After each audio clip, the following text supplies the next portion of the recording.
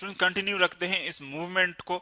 जो हमने देखा कि अगर आप मैग्नेट को सपोज मूव करते हैं, सो मैग्नेटिक फ्लक्स चेंज होता है, और यहाँ पर इस कॉइल में क्या प्रोड्यूस होता है, एक इंड्यूस्ड ईएमएफ आ जाता है और इंड्यूस्ड करंट आ जाता है। इसका मतलब ये है, देखिए हमने कोई सोर्स इसको नहीं दिया हुआ है। ये जो कॉइल है इसके पास कोई बैटरी या कोई और कोई जनरेटर, कोई सोर्स नहीं हमने प्रोवाइड किया है, लेकिन जो करंट यहाँ पर आ रहा है, जो इंड्यूस्ड करंट है, वो किस वजह से आ रहा है, तो इस रिलेटिव मोशन की वजह से आ रहा है।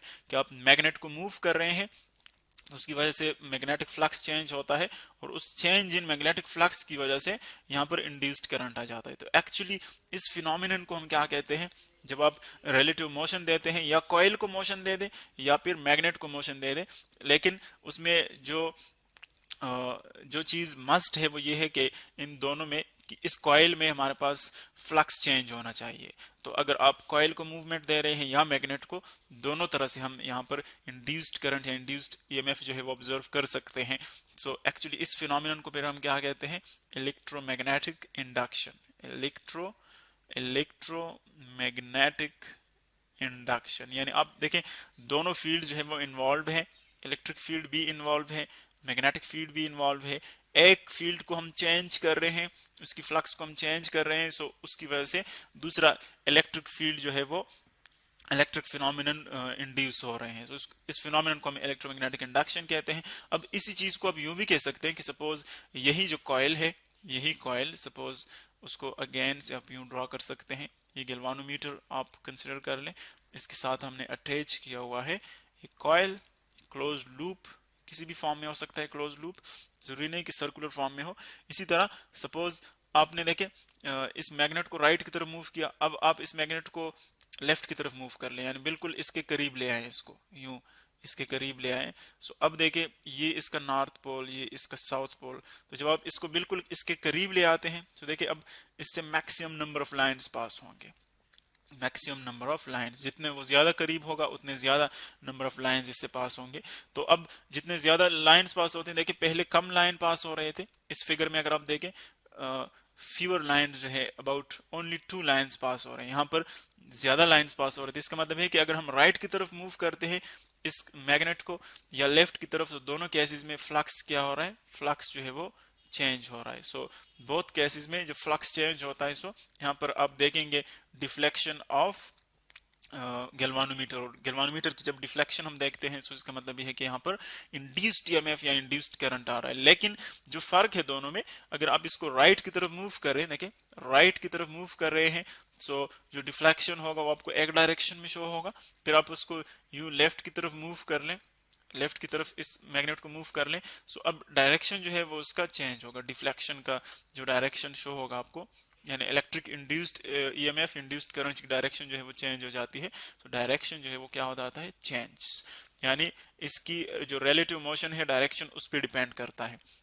अगर आप नॉर्थ पोल को इससे दूर ले जा रहे हैं तो एक डायरेक्शन में प्रोड्यूस होगा, नॉर्थ पोल को इसके करीब ले आ रहे हैं तो फिर अपोजिट डायरेक्शन में प्रोड्यूस होगा। बिल्कुल यही फिनोमिनन इस तरह भी आप कह सकते हैं कि अगर सपोज मैग्नेट आपने बिल्कुल स्टेशनरी रखा हुआ है, मैग्नेट आपने स्टेशनरी रखा हुआ है और आप कॉइल को मोशन दे रहे हैं, जो कॉइल आपने इसके सामने रखा हुआ है, अब आप सपोज इसको मोशन दे दें, यानी कॉइल को लेफ्ट की तरफ मूवमेंट दे दें, तो देखिए जब आप कॉइल को लेफ्ट की तरफ मूवमेंट देंगे फिर भी इसमें फ्लक्स चेंज होगा, क्योंकि जितना आप इसको दूर ले जाएंगे उतना इसमें नंबर ऑफ लाइंस जो पास हो रहे हैं, जो फील्ड इससे पास हो रहे हैं वो कम होता जाएगा, डिक्रीज होता जाएगा। सो फिर भी फ्लक्स चेंज होगा। आप इसको फिर राइट की तरफ मूव कर ले, इस कॉइल को, मैग्नेट को स्टेशनरी रख के इसको राइट की तरफ मूव कर लें, सो फिर भी जो फ्लक्स इससे पास हो रहा है वो इंक्रीज होगा, सॉरी जो मैग्नेटिक लाइंस इससे पास हो रहे हैं वो इंक्रीज होंगे। सो दोनों केसेस में अगर आप मैग्नेट को मूव कर रहे हैं या इस कॉइल को मूव कर रहे हैं,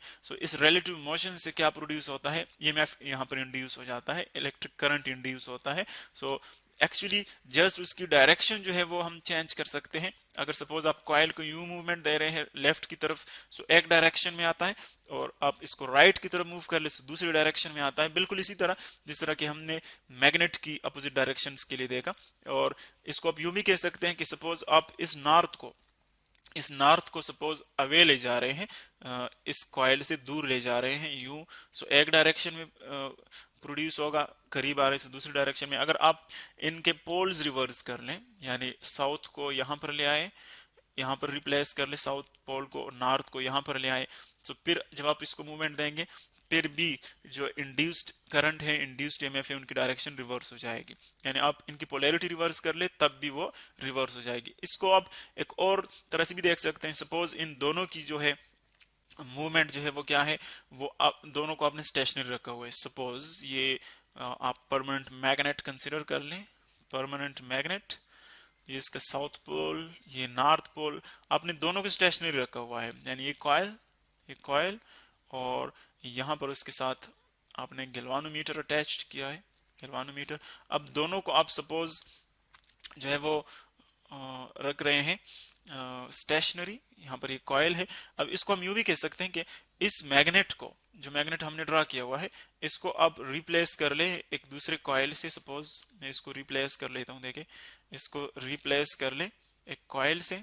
जब आप इसको रिप्लेस कर लेते हैं एक और प्राइमरी कॉयल से, यानी हम यहाँ पर एक और कॉयल लेते हैं जहां पर मूवमेंट नहीं होगी, जस्ट हम इलेक्ट्रिक करंट को चेंज करेंगे, इलेक्ट्रिक करंट की जो मैग्नीट्यूड है उसको चेंज करेंगे। यानी ये कॉयल सपोज आपने किसी सोर्स के साथ अटैच किया हुआ है, कोई भी सोर्स है जो कि ईएमएफ इसको प्रोवाइड कर रहा है। जब सोर्स से आप अटैच करते हैं तो इस कॉयल में क्या होगा, इस कॉयल में सपोज आप इसको यूं मुख्तलिफ टर्न्स भी ड्रा कर सकते हैं, इसके मुख्तलिफ टर्न्स हैं, मैनी टर्न्स। तो जब इसमें करंट आप फ्लो करते हैं, यहाँ पर करंट फ्लो करता है, तो इसकी वजह से आप इसकी मैग्नीट्यूड चेंज कर सकते हैं। यानी जो सोर्स है वहां से सपोज आप करंट को डिक्रीज कर सकते हैं, इंक्रीज कर सकते हैं, या उसको स्टॉप कर सकते हैं। तो जब आप इसमें करंट की मैग्नीट्यूड चेंज करते जाते हैं तो उसके साथ साथ उसकी जो फील्ड की स्ट्रेंथ है, जो मैग्नेटिक फील्ड प्रोड्यूस हो रहा है उसकी वजह से, जिस तरह की हमने देखा था कि आप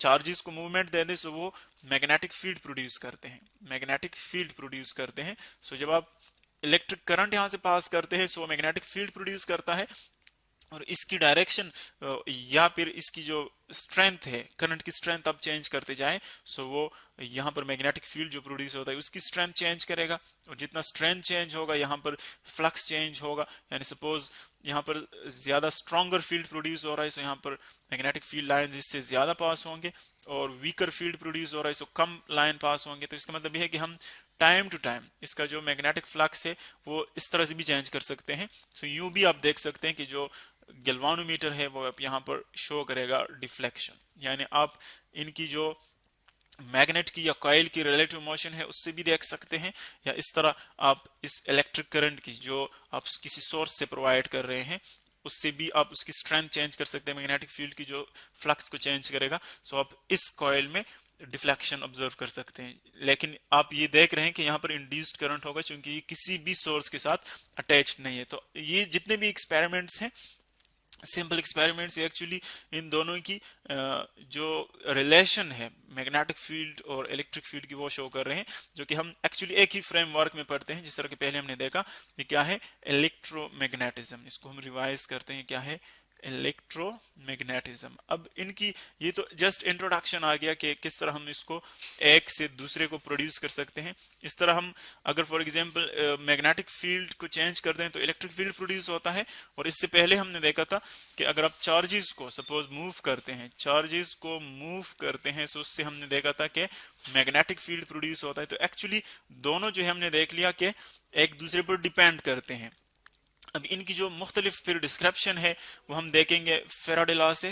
माइकल फेराडे एक साइंटिस्ट था, माइकल फेराडे, उन फेराडे लॉ से हम देखेंगे कि इनकी जो मजीद डिस्क्रिप्शन है वो हम किस तरह पढ़ सकते हैं। इस तरह लेंज लॉ, लेंज लॉ, इससे हम देखेंगे कि जो फील्ड प्रोड्यूस होता है एक्चुअली उसकी डायरेक्शन और उसकी जो मैग्नीट्यूड है वो किन किन चीजों पर डिपेंड करती है, और किस तरह उसकी डायरेक्शन हम जो है कैलकुलेट कर सकते हैं, फाइंड कर सकते हैं। ये सारी चीजें हम डिटेल में पढ़ेंगे। ये जस्ट इंट्रोडक्शन था कि मैग्नेटिक फील्ड को चेंज करते जाए उसकी फ्लक्स को तो इलेक्ट्रिक फील्ड प्रोड्यूस होगा, इलेक्ट्रिक फील्ड से मैग्नेटिक फील्ड हम प्रोड्यूस कर सकते हैं। नेक्स्ट आप देखें बाकी डिटेल मजीद आने वाली वीडियोज में।